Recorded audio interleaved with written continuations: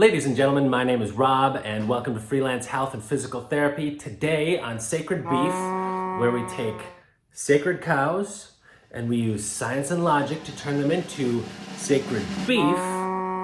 We're going to be continuing our previous episode on exercise technique. Today in part 2, we're going to be talking about when exercise technique is actually important. Now in part 1, we talked about how it's not important for injury prevention. Injury prevention comes more down to exercise programming, preparation, and load. But before we get this party started, first here's a picture of Arnold Schwarzenegger. And here's my disclaimer.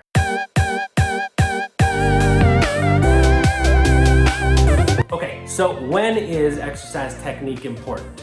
Well, let me tell you. And this is not an exhaustive list. I'm trying to keep this concise for you, okay? So, when is exercise technique important? For one, it's important during rehabilitation. In a rehab setting, pain and active medical diagnoses are gonna have a huge impact on the available range of motion and the appropriateness of any given exercise. Someone with severe back pain is not gonna be able to perform the same kind of deadlift as somebody that doesn't have back pain. That having been said, I'm a firm believer in the hair of the dog approach. I've hurt myself deadlifting before, and my number one goal is to get back to deadlifting by deadlifting. Mutated versions, not pretty versions of deadlifting, but whatever you can do, a step in that direction is gonna be a step in that direction, for the most part.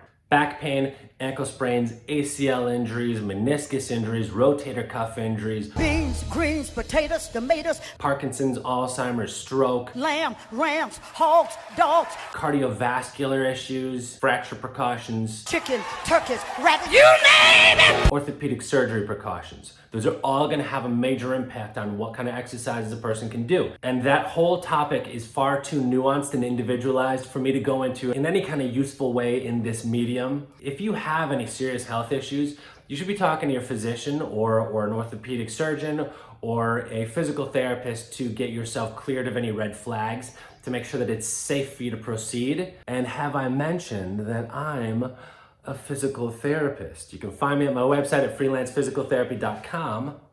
King.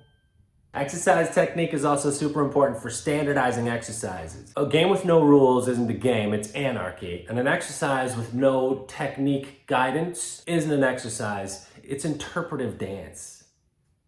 Ugh. Ew, interpretive dance. Yuck. Interpretive dance. Gross. Don't do that. Unless you do that, in which case, more power to you. I could never do it. I can never get into that whole being free with your body.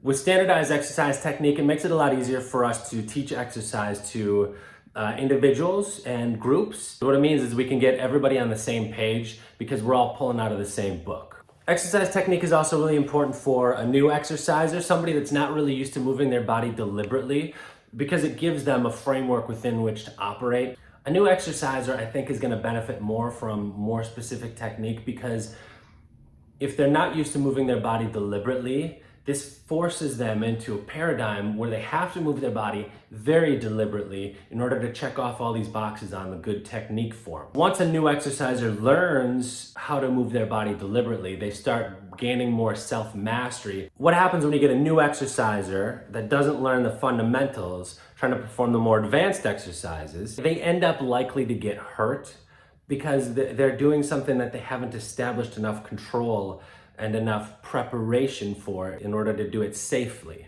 Learning to move very deliberately is a good skill to learn. It improves body awareness, it improves self-mastery, and it allows you to more safely and effectively perform more advanced exercises. Oh yeah, but what about that one guy? He could do it real good and his technique was terrible. Yeah, I know, that's what I talked about the whole last video. I know. I know. I'm a student of this. This is what I spend my free time doing, looking at this stuff. A more specific exercise technique can also be helpful for making sure that a person is going to get full range of motion out of an exercise. Again, I always come back to squats. I think squats are kind of the king of exercises, right next to deadlifts. One of the boxes that you have to check in order to perform a good squat is you have to get your thighs down to parallel.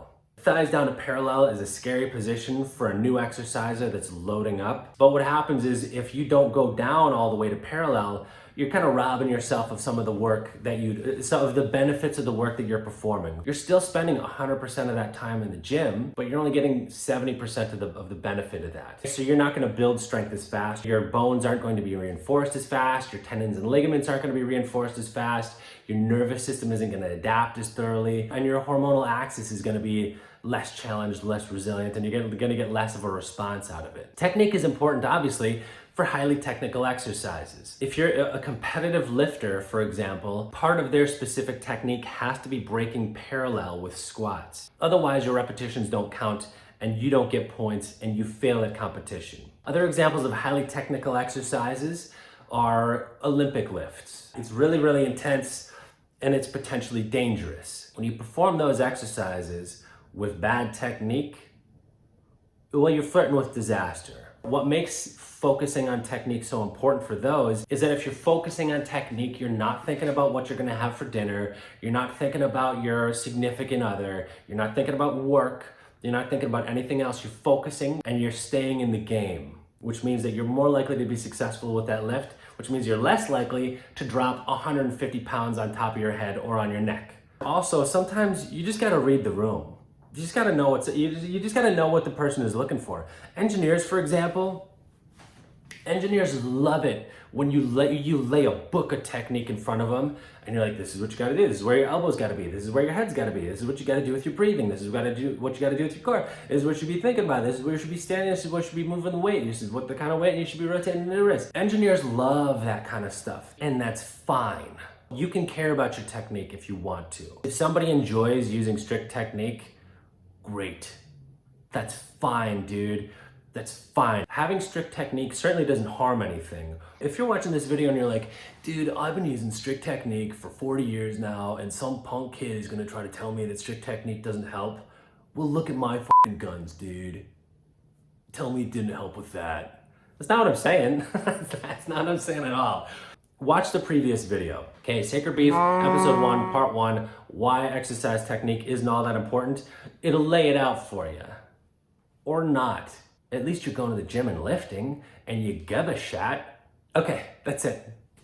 That's it. If you do want to add to this list, put it down below in the comments. I would love to hear what you think. Otherwise, if you could do me a huge favor, like the video, subscribe, share, leave a comment, ask a question. Thanks for watching, and remember our mantra.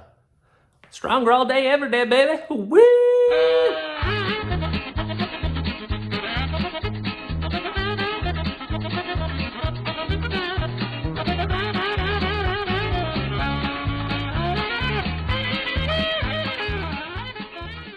Now you might be wondering, Rob, are you wearing a Hawaiian shirt right now?